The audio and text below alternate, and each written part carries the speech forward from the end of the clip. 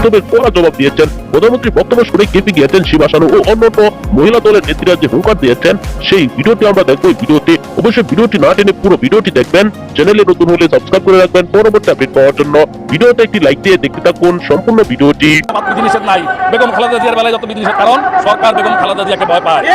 কিন্তু আমাদের দাবি হচ্ছে যেহেতু তার চিকিৎসা খুব বেশি প্রয়োজন, যে চিকিৎসা বাংলাদেশে সম্ভব না, সেই চিকিৎসার জন্য তাকে মুক্তি দিয়ে অবশ্যই বিদেশে যেতে দেওয়া উচিত। বিএনপি দেখাও তারা অনেক কিছু শিখতেছে, মানে শেখার চেষ্টা করে, নিজস্ব কোনো কার্যক্রম নাই, কোনো কর্মসূচি নাই। আওয়ামী লীগ নামে যে দলটা, সেই দলের তো এখন কিছু নাই।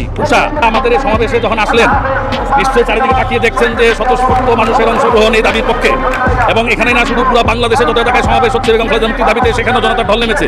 জনতা যখন একাত্মতা হয়েছে আমাদের সাথে যখন জনগণ রাস্তায় নেমেছে খালেদা মুক্তির দাবিতে, ইনশাল্লাহ খুব শিগগিরই আমরা এই দাবি বাস্তবায়ন করতে পারবো আন্দোলনের মাধ্যমে। এই দেশে ভালো যা কিছু সব বিএনপি দ্বারা তৈরি হয়েছে।